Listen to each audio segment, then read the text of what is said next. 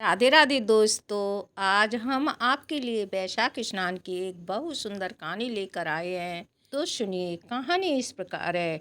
एक समय की बात है कि किसी नगर में एक राजा था जो बहुत दयावान और धर्मात्मा और भगवान विष्णु का परम भक्त था।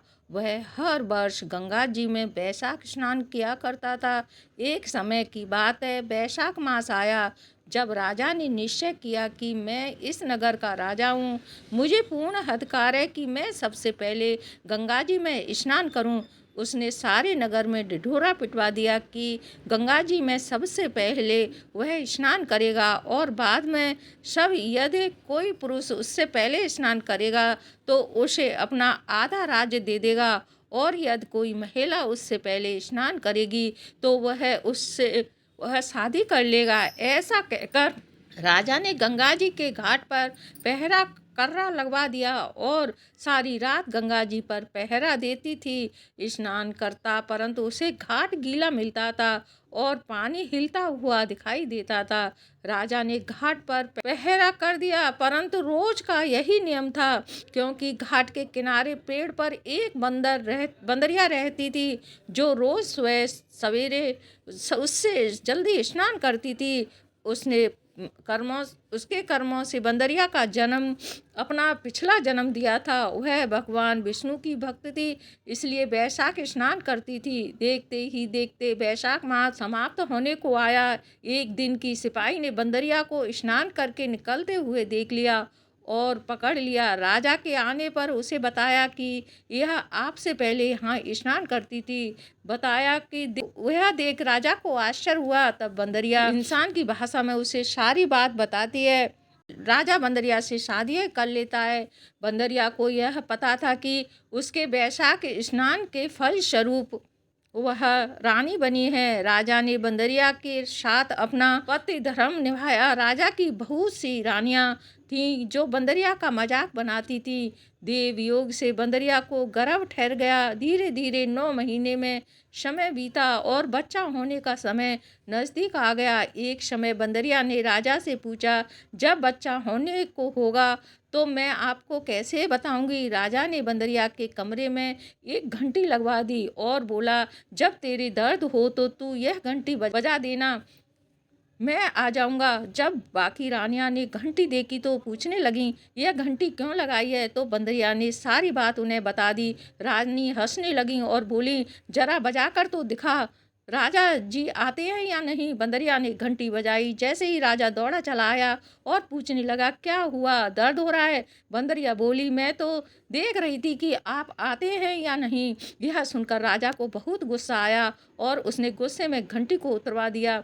एक दिन बंदरिया को दर्द होने लगा तो रानियां बोली, तू आंखों पर पट्टी बांध कर लेट जा, इससे तुझे दर्द नहीं होगा। वैशाख मास के पुण्य के प्रभाव से ही बंदरिया ने एक बहुत सुंदर पुत्र को जन्म दिया। उसे देखते ही सभी रानियां चिढ़ गईं, क्योंकि उनके कोई संतान नहीं थी। वह सोचने लगीं कि यह राजकुमार बनेगा और बंदरिया राजमाता बन जाएगी। सभी रानियों ने एक योजना बनाई और बड़ी रानी बच्चे को कपड़े में ढककर बाहर ले गई। दासी को बच्चे को देकर बोली, इसे नदी में बहा देना। ऐसा कहकर रानी ने बंदरिया के पास एक पत्थर रख दिया। जब राजा आया तो पूछने लगा कि क्या हुआ है। तब सारी रानियां बोली, इस बंदरिया ने तो पत्थर जना है। पत्थर देखकर राजा ने सोचा, जब बाकी रानियां को ही बच्चा नहीं हुआ तो इस बंदरिया को कैसे होगा। उधर जब रानी सिर्फ बच्चे को दासी नदी में बहने लगी, तब तो उस दासी ने देखा कि नदी के किनारे एक कुम्हार मिट्टी के बर्तन बना रहा है। दासी ने मिट्टी के बर्तन में बच्चे को रख दिया और वहां से चली गई। कुम्हार ने जब बच्चे को रोने की आवाज़ सुनी तो बच्चे को देखकर वह बहुत प्रसन्न हुआ, क्योंकि उनके भी कोई संतान नहीं थी। अब कुम्हार और कुम्हारनी उस बच्चे का प्यार से लालन पालन करने लगे। जानते थे कि यह बच्चा किसी उच्च परिवार का है, क्योंकि वह एक रेशमी कपड़े में लिपटा हुआ था। देखते ही देखते वह लड़का बड़ा होने लगा। एक दिन वह कुएं के पास खेल रहा था। संयोगवश वहीदा शुक्र के पास आई और अपनी सहेली से बात करने लगी। बातों बातों में उसने बंदरिया के बेटा पैदा होने की सारी बातें बताईं और यह भी कहा कि उसने बच्चे को एक कुम्हार के बर्तन में रख दिया था। लड़के ने सारी बातें सुन ली और जाकर कुम्हार को सारी बात बता दी। यह सुनकर कुम्हार बोला, इसका मतलब तुम राजा के पुत्र हो और बंदरिया तुम्हारी माता है, परंतु यदि हम यह बात राजा को कहेंगे तो रानी यह मैं झूठा साबित कर देंगी। तब बालक बोला, आप मेरे लिए मिट्टी के हाथी घोड़े बना दो। बालक अपने मिट्टी के हाथी घोड़े लेकर कुएं के किनारे बैठ गया। जब दासियां पानी भरने आईं तब वह बालक बोला, मेरे हाथी घोड़े को भी पानी पिला दो। दासियां बोली, मूर्ख, मिट्टी के हाथी घोड़े भी कहीं पानी पीते हैं? तो वह लड़का बोला, यदि राजा यह मान सकता है कि बंदरिया के बच्चे की जगह पत्थर पैदा हुआ है तो मिट्टी के हाथी घोड़े पानी भी पी सकते हैं। यह रानियों को बहुत आश्चर्य हुआ। उसने बंदरिया से पूछा तो वह बोली, मुझे तो नहीं पता, मेरी आंखों पर तो पट्टी बंधी थी। राजा ने रानियों से पूछा तो रानियों ने बोली, हमने पत्थर पैदा होते देखा है। राजा को रानी की बात पर विश्वास हो गया। राजा ने कुम्हार को और उसके बेटे को देश से निकाल दिया। अब जंगल में अपनी झोंपड़ी बनाकर रहने लगे। एक दिन योजना बनाकर वह लड़का मिट्टी के घड़े में पानी भरकर और पेड़ के नीचे आग जलाकर पीपल के पेड़ पर बैठ गया। कुछ ही देर में जंगल में नगर की कुछ लड़कियां आईं और लड़की काटने लगी। उन्हें प्यास लगने लगी। उन्होंने बैठे उस लड़के को देखा तो उसने पानी मांगने लगी तो वह बोला, पानी के बदले तुम्हें मेरा एक काम करना होगा। मेरा गमछा पकड़ कर पीछे पीछे चल दी। लड़के ने पीपल की ओर अग्नि जलाकर चक्कर लगाना शुरू कर दिया और फिर उन्हें पानी पिला दिया। पानी पीकर सब लड़कियां अपने अपने घर चली गईं। घर जाकर उन्होंने सारी बातें अपने माता पिता को बताईं। सभी लोग इकट्ठे होकर राजमहल में पहुंचे।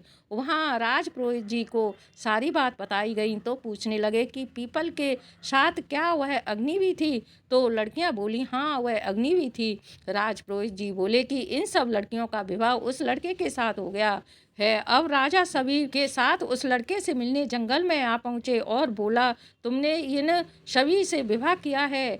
लड़का बोला, हाँ, मैंने इन सभी से विवाह किया है। राजा बोला, अब तुम्हें इन सभी को अपने साथ रखना होगा। लड़का बोला, मैं तो जंगल में ही यहाँ रहता हूँ, घूमता फिरता रहता हूँ, मेरे पास तो घर भी नहीं है, कहाँ रखूँगा अपनी साथ नगर में? फिर राजा अपने साथ नगर में बोला, मेरे साथ नगर में चलो, मैं बनवाऊंगा जहाँ तुम उसके साथ रह सकते हो। देखते ही देखते उसका घर तैयार हो गया और उसकी सभी पत्नियों को एक पुत्र रत्न पैदा हुआ। अब लड़के ने राजा को रानियों के साथ भोजन पर आमंत्रित किया। राजा सभी रानियों के साथ उसके घर गए परंतु बंदरिया को नहीं ले गया। तब वो लड़के ने पूछा, आप अपनी सबसे छोटी रानी को अपने साथ क्यों नहीं लाए हो? राजा बोला, उससे समझ नहीं है, इसलिए वह बाहर नहीं आती जाती है। लड़के के आग्रह करने पर बंदरिया को वहाँ बुलवाया गया। बंदरिया के आते ही लड़के ने उसके पैर छुए और उसे पूजा में बिठाया। अपनी सभी पत्नियों से कहा, रानी माँ का आदर करते हुए एक एक करके बच्चों को उनकी गोद में दो और इनसे आशीर्वाद लो। यह सब देखकर बाकी शुक्राणु या चिढ़ गईं और राजा से बोली कि हमें बुलाकर यह हमारा अपमान कर रहा है, हम यहाँ नहीं रुकेंगे। ऐसा कहकर सभी रानियाँ वहाँ से जाने लगीं। तभी वह लड़का बोला, मुझे जन्म देने वाली मेरी माँ है। राजा बोला, यह तुम क्या कह रहे हो? तब लड़के ने रानियों की योजना की सारी बातें राजा को बता दी और उस दासी से गवाही दिलवाई। यह सुनकर राजा को बहुत क्रोध आया और उसने अपनी सभी रानियों का त्याग कर दिया और बंदरिया रानी पुत्र बहू और पोतों के साथ महल में सुखपूर्वक राजा रहने लगा। हे भगवान विष्णु, जैसी कृपा आपने उस बंदरिया पर करी वैसे ही इस कहानी को कहते सुनते हुंकारा भरते सबकी मनोकामना पूरी करना, सबकी इच्छाएं पूरी करना। बोलो श्री हरि की जय।